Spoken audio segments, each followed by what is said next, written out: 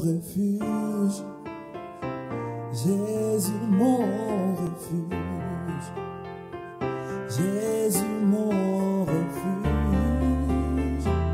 Jésus mon refuge. Jésus mon refuge. Jésus mon refuge. Jésus mon refuge. Jésus mon refuge. Jésus mon refuge. Et pour ceux qui ont ramené la Bible, je vous invite aux premières lettres de Chroniques, chapitre 4, verset 9. Et je veux qu'on se relève et on va lire la parole tous debout. Celui qui a amené la Bible, il a lu, sinon il va la lire de l'écran. Tous en même temps, on va lire, d'accord? Jabé était plus considéré, lisez aux voix haute, que ses frères. Sa mère lui donna le nom de Jabé en disant, c'est parce que je l'ai enfanté avec douleur. Mais Jabé invoque le Dieu d'Israël en disant, accompagnez-moi ici s'il vous plaît. Si tu me bénis et que tu étends mes limites, si ta main est avec moi et si tu préserves du valeur, en sorte que je ne sois pas dans la souffrance. Et qu'est-ce qui se passe? Corda est ce qu'il a demandé. Amen. Acclamons notre Seigneur pour sa parole, parce qu'il est vrai, parce qu'il est réel pour ta vie. Qui le croit dans sa vie? Alléluia. Asseyez-vous. Beaucoup de personnes d'ici, peut-être qu'ils n'étaient même pas programmés dans le programme de vos parents. Peut-être que même ils avaient décidé d'avorter. Peut-être que même beaucoup d'entre nous, ils ont été méprisés par leurs parents, par leur famille. Beaucoup, ils ont vécu dans la douleur quand ils étaient enfants, dans le rejet. Ils ont eu une enfance peut-être de douleur, rejetés, méprisés. Et ces parents qui devaient vous persévérer du mal, c'est eux-mêmes qui sont ouverts peut-être des portes dans votre vie. Et ces démons, ces esprits peut-être qui sont rentrés dans votre vie, et ils ont vous faire croire toutes ces paroles que peut-être un jour votre parent, les gens de votre famille, vos amis, ils vous ont dit que vous étiez des bons à rien, que vous ne arriverez plus, que vous n'étiez pas intelligent. Et des choses qu'on a entendues beaucoup dans notre famille. Je ne sais pas si tu es père aujourd'hui ou si tu es dans la maison de papa et maman. Mais toi, en tant que papa, tu dois protéger tes enfants et savoir qu'est-ce que tu dis, savoir qu'est-ce qu'ils voient. Tu dois les protéger. Tu ne dois pas ouvrir des portes dans leur vie. Tu sais pourquoi? Parce qu'un enfant, il enregistre tout. Même si tu crois qu'il n'est pas en train de t'entendre, il écoute, il enregistre. Et c'est ce qui s'est passé dans la vie de beaucoup d'enfants, de beaucoup dans notre vie même à nous. On a grandi dans beaucoup de choses négatives dans notre vie, beaucoup de violences de notre papa. On a eu des douleurs dans notre vie. Et on a été comme Jabé. Quand sa mère, il a dit, je l'ai enfanté avec douleur. Jabé, ça veut dire douleur. Et aujourd'hui, je te demande à toi, qui est papa peut-être, ou peut-être que tu es dans les projets d'être papa, de toujours protéger tes enfants par tes mots, par ton exemple, de la manière que tu leur parles. Tu ne dois pas leur dire que tu es un bon à rien. Tu ne dois jamais dire des choses de ce genre, mais tu dois les protéger, parce que c'est toi qui dois faire quelque chose qui les protège, une muraille tout autour d'eux.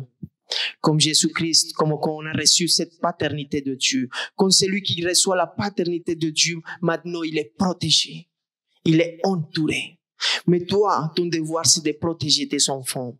Ils sont à ta responsabilité. Amen. Et aujourd'hui tu es là. Aujourd'hui tu es là, à cet endroit. Pas par hasard. mais parce que Dieu l'avait décidé avant la fondation du monde. Tu étais dans le cœur de Dieu avant que cette terre soit formée. Et je veux te dire ce soir que peut-être tu as une enfance dure. Peut-être tu as été enfanté avec douleur. Il n'y a personne qui peut m'accompagner au piano. Non. Peut-être tu as été enfanté avec douleur. Mais je veux te dire ce soir, Dieu avait programmé ces jours-là pour toi. Pour que tu reçois un message qui vient de la part de l'Éternel. Pour que tu reçois un message qui peut transformer ta vie. Un message qu'aujourd'hui tu sors de cet endroit différent. Et que tu oublies cette douleur que tu as sentie un jour. Amen. Tu sais, peut-être tu as vécu toutes ces choses-là. Et c'est grâce à ces choses-là que tu te trouves aujourd'hui là. Peut-être ces douleurs t'ont poussé à chercher de Dieu. Parce que tu étais fatigué, tu étais malmené. Tu étais comme un poisson qui était hors de l'eau, hors de son habitat. Tu étais comme un arbre qui est hors de la terre. C'est de la même façon qu'on se trouve, toi et moi, un jour, qu'on se sent hors de la présence de l'Éternel. Parce que tu as été formé pour que tu sois dans la présence de Dieu. Et depuis le temps qu'ils ont été rejetés de l'Éden, ils ont voulu revenir à la présence de l'Éternel, mais ça n'a pas été possible. Parce que Dieu il avait mis une épée autour de l'arbre de la vie, parce qu'il a dit peut-être qu'ils reviennent, ils vont manger. Mais aujourd'hui, Jésus-Christ, il a donné sa vie pour toi, pour que tu puisses revenir dans cette présence. Tu sais, qu'on n'est pas dans la présence de l'Éternel, on se sent hors de notre habitat naturel. Et quand le Saint-Esprit m'a amené à ça, j'ai voulu regarder que c'était quoi quand un animal était amené hors de son habitat naturel. Et je les ai vus qui s'étaient enfermés dans des cages, tristes. Et j'ai vu même une femme qui s'appelle, attendez, j'ai le nom ici, elle s'appelle Jeanne Godal. Et c'est une femme qui est arrivée à l'âge de 20 ans au fond d'Afrique pour voir les gorilles, comment ils vivaient entre eux dans la nature et tout ça. Mais elle a sacrifié sa vie pour les animaux. Et un jour, elle est devenue révolutionnaire aussi parce qu'elle a vu comme les animaux, et s'étaient amenés dans les cirques, dans des endroits, dans les zoologiques, et ils s'étaient amenés hors de cet habitat. Et comme les animaux, ils souffraient. Et là, je voyais quand ils les ramenaient dans des endroits que c'était en Afrique, les gorilles étaient vraiment contents.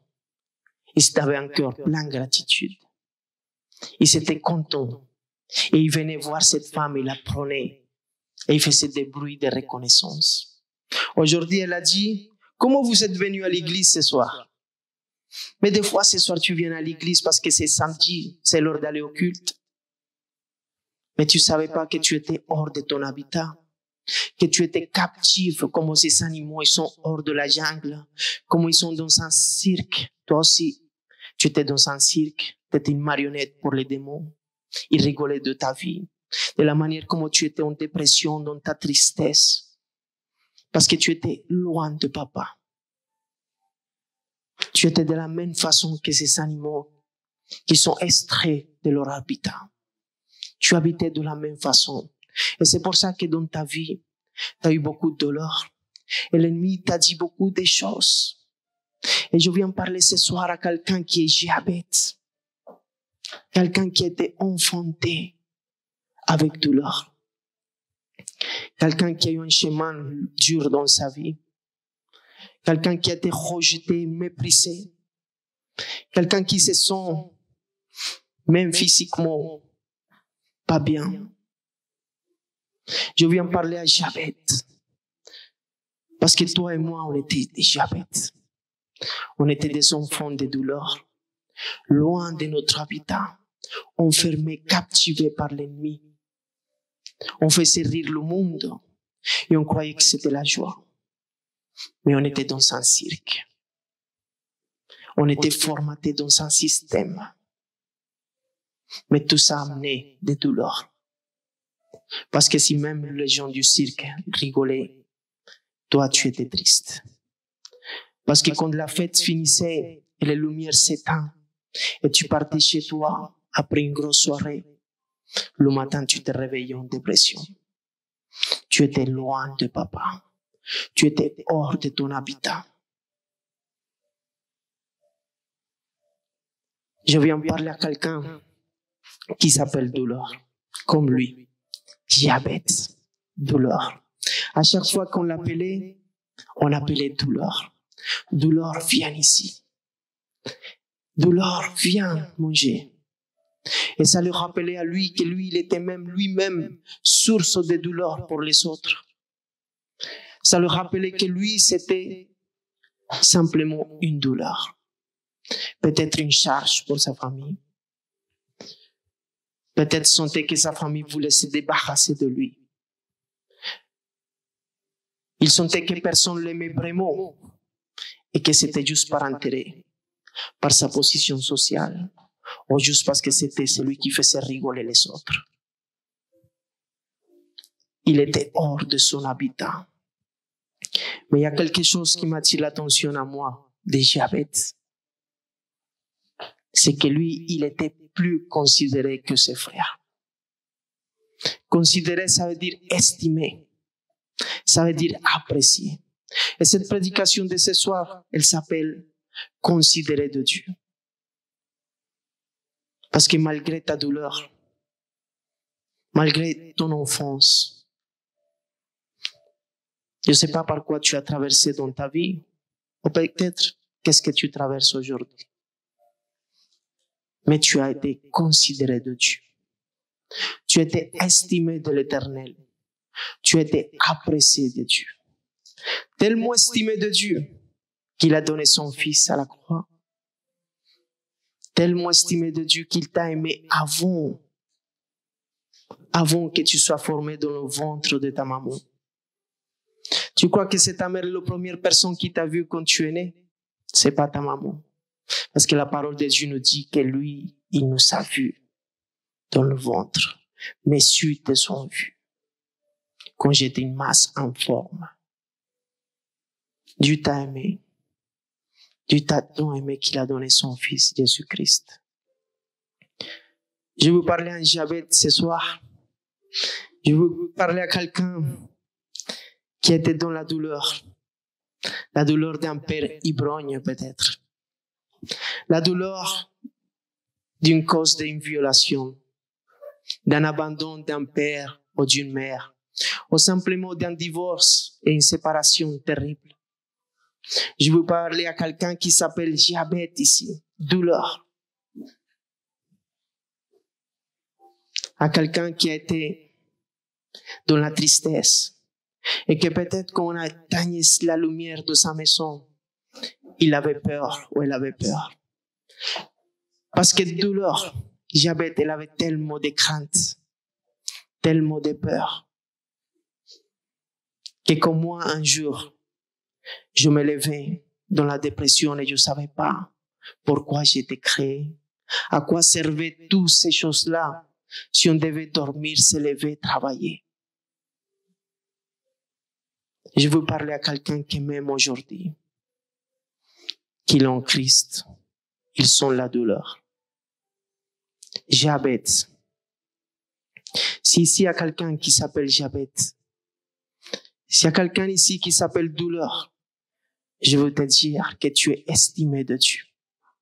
Tu es considéré de l'Éternel. Il ne faut plus avoir peur. Il ne faut plus te souvenir des choses que tu ne dois pas te souvenir. Parce que nous, les hommes, on est comme ça. On se souvient des choses qu'on ne doit pas se souvenir et on oublie les choses qu'on ne doit pas oublier. Tu sais, un principe très important d'être considéré de Dieu, c'est la gratitude. C'est pour ça qu'on la sœur elle a commencé à parler de action de grâce. Je me suis dit, c'est l'Esprit de Dieu. Parce que la première chose que tu dois avoir, c'est gratitude avant Dieu.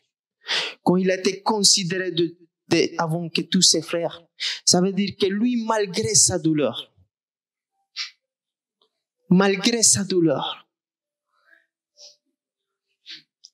il avait un cœur plein de gratitude vers l'Éternel. Est-ce que tu as un cœur plein de gratitude ce soir vers l'Éternel? Ou est-ce que tu es focalisé dans ta douleur? L'Éternel veut te dire ce soir, ne te focalise plus dans ta douleur. Parce que quand tu te focalises dans ta douleur, tu vois plus l'Éternel. Mais l'Éternel, il est là avec toi. Il veut te guérir. Mais pour que tu sois guéri, il faut que tu vois les bienfaits de l'Éternel. Les bienfaits de l'Éternel. Tu sais, la sœur l'a cité ensemble, le psaume 104. Et la parole de Dieu dit, entrez dans ses portes avec des louanges, dans ses parvis avec des cantiques, célébrez et bénissez son nom. Dans une autre version dit, entrez en action de grâce. Lui, il connaît ton cœur. Et il sait que si tu viens à l'église, et que si un jour tu l'as dit à l'Éternel, j'ai besoin de toi, papa, c'est parce que tu avais mal. C'est parce que tu avais des douleurs dans ta vie. Peut-être tu as été rejeté toute ta vie. Tu as cette douleur, peut-être tu as besoin encore de cette guérison au fond de ton âme. Et c'est pour ça que tu n'arrives pas à voir quelqu'un dans ta vie parce que tu dois être soigné, guéri avant que tu as cette personne. Diabète, enfant de douleur, l'Éternel veut guérir ton âme ce soir. Mais avant de te guérir, il veut que tu sois en action de grâce. Dans le psaume 103, et je veux que vous lisiez avec moi de tout votre cœur. De David. Mon âme bénit l'Éternel. Que tout ce qui est en moi bénisse son saint nom. Mon âme bénit l'Éternel et n'oublie aucun de ses bienfaits. Elle est là la clé de la gratitude. Elle est là la clé des diabètes, enfanté de douleurs, mais considéré plus que ses autres frères. Pourquoi? Parce qu'il n'était pas focalisé dans sa douleur. Mais il avait un cœur plein de gratitude. Je veux qu'aujourd'hui tu te souviennes d'où l'Éternel t'a sorti. Je veux qu'aujourd'hui tu te souviennes de tous les bienfaits que Dieu a fait dans ta vie. Et de cette manière, tu pourras grandir avec l'Éternel. Et de savoir que si même la douleur vient, que si même les problèmes arrivent, il t'a déjà sorti de pire que ça. Un homme, une personne qui a dans la gratitude, si aujourd'hui il doit laver les toilettes, il va le faire comme une adoration. Et il va lui dire, tu es digne, tu es digne. Et en même temps, il lave les toilettes. Mais une personne qui n'a pas de gratitude, il va dire, j'ai même pas de quoi payer mon Netflix et je lave gratuitement les toilettes. Mais toi qui tu fais ça par gratitude. C'est comme si tu as trahi quelqu'un. C'est comme si tu as roué des coups quelqu'un, tu l'as frappé, tu l'as flagellé, tu l'as fait tuer à la croix. Et le jour que tu fais quelque chose pour lui, tu le fais pas avec des gratitudes. Même les gorilles, quand ils voyaient cette femme qu'elle est libérée, ils étaient pleins de gratitude. Il a ouvert les portes de l'Éternel à travers son Fils pour que tu puisses rentrer dans sa présence. Et tu me dis que tu n'arrives plus à louer l'Éternel. On est tous enfants de douleur. Si tu es là ce soir, c'est parce que l'Éternel, il a fait un miracle dans ta vie. Parce que tu as un témoignage puissant. Et tu ne peux pas dire que mon témoignage, il n'est pas puissant. Ton témoignage, il est très puissant.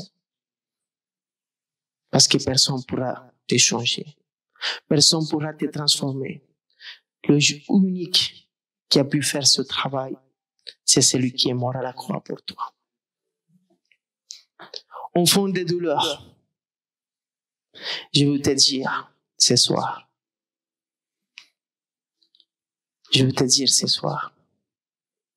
loue l'Éternel. Tous les jours que tu te lèves, c'est un nouveau jour pour louer l'Éternel. Tu sais, j'ai vu une histoire, je l'ai lue, d'un homme qui a eu le coronavirus et qu'il était déjà très âgé. Et il est parti à l'hôpital, ils l'ont mis le ventilateur. Et quand il est sorti, il a dit à la dame, depuis 5 jours avec le ventilateur, en train de respirer par ce ventilateur. Et ça m'a attiré beaucoup de l'attention. Et la personne l'a dit, combien je vous dois? Et il a dit, vous me devez $500. Et la personne, elle s'est mise à pleurer. Il avait 80 ans, il s'est mis à pleurer. La personne l'a dit, pourquoi vous pleurez? Vous n'avez pas de l'argent pour payer ça. Il a dit, non, moi j'ai l'argent. Et vous imaginez, 5 jours, vous m'avez pris 500 €. Vous imaginez ce que je dois à Dieu pour toute la vie qui m'a laissé respirer gratuitement.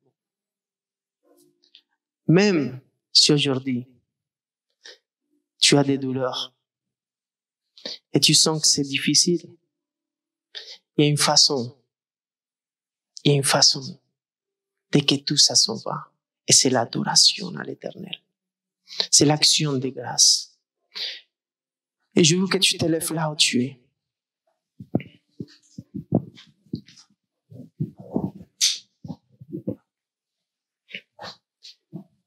Et que tu te souviens de tous les bienfaits que Dieu a fait dans ta vie. Tu sais, nous les hommes, comme j'ai dit tout à l'heure, on aime bien se souvenir de « celui m'a fait mal », « celui m'a trahi », « celui m'a volé ». Mais quand quelqu'un te fait du bien, tu oublies facilement. Et c'est la même chose qui passe avec l'Éternel. Quand tu as mal, mais quand tout ce qu'il a fait dans ta vie, tu peux même pas l'imaginer avec ton intelligence. Puisque l'apôtre Paul, il a monté au ciel, il a dit, je peux pas vous expliquer avec des paroles d'homme. Alors tu peux pas imaginer le cadeau que tu as reçu de la part de Jésus-Christ. Je veux que tu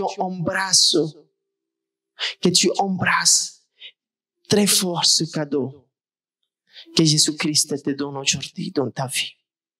La vie éternelle, la nouvelle Jérusalem. Et que tu oublies toutes tes douleurs. Et là, avec tout ton cœur, commence à t'imaginer que Jésus-Christ, il est devant toi, en train de donner sa vie pour toi et pour moi, en train de t'offrir le meilleur cadeau, inimaginable, immérité, puisque tu étais mauvais.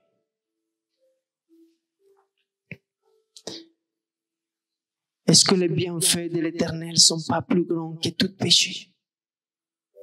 Est-ce qu'il ne mérite pas qu'on ait une vie de sanctification?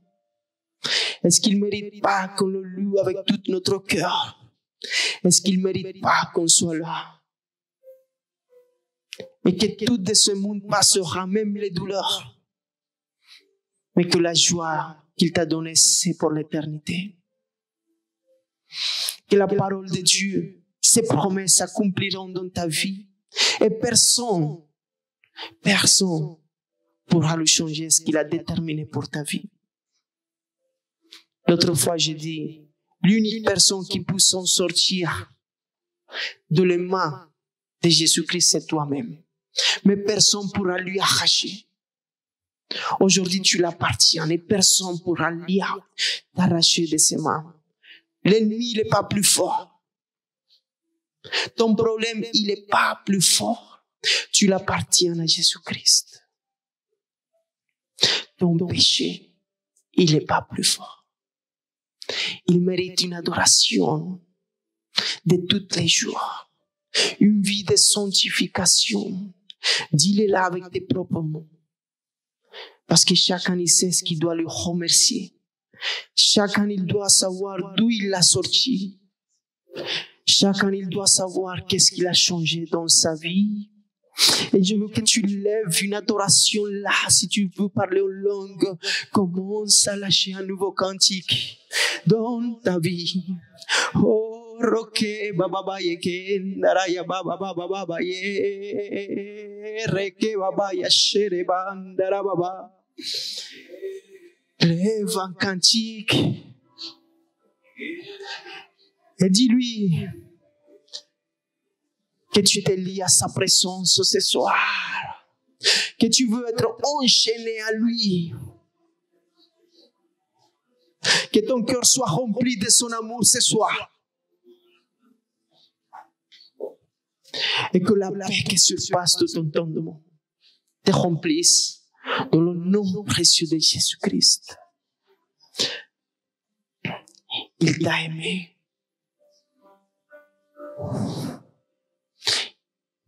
Il t'a estimé. Il a donné son sang pour toi et pour moi. Il mérite une adoration véritable et réelle. Dis-lui, mon péché, il n'est pas plus grand que ton amour. Alors ton amour m'amène dans la sanctification. Ton amour m'amène à la gratitude. Et aujourd'hui, je veux que tu prennes toute ta place dans mon cœur. Mon cœur t'appartient complètement, Seigneur Jésus-Christ. Il n'y a pas de place pour deux seigneurs. Je te prends toute la place. Prends ta place dans mon cœur, Père éternel. Et sois le maître de ma vie, dirige ma vie. Je t'appartiens complètement, Seigneur. Je t'appartiens, Seigneur. Oh, que babaye, que ndara baba babaye, shere que babaye. Oh, roko babaye, que ndara baba babaye, shekere babaye, que.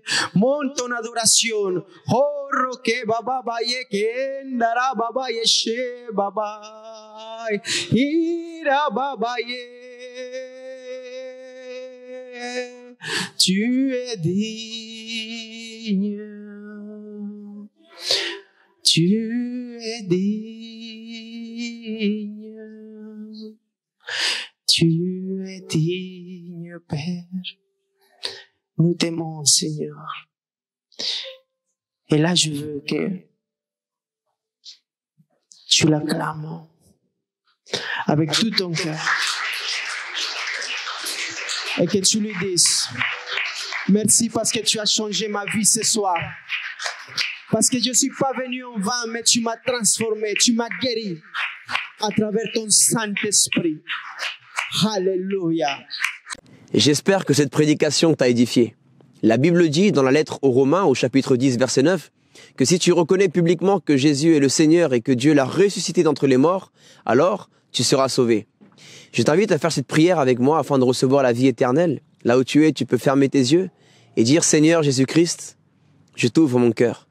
Je reconnais mon péché devant toi.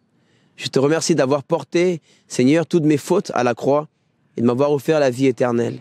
Je crois que tu es le Fils de Dieu, que tu es mon Seigneur et mon Sauveur. Je reçois ton Saint-Esprit aujourd'hui. Je pardonne toutes les personnes qui m'ont fait du mal dans ma vie, Seigneur. Et j'accepte ton amour au nom de Jésus. Amen.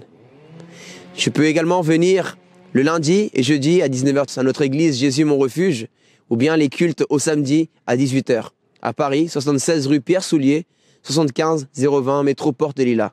Que Dieu te bénisse.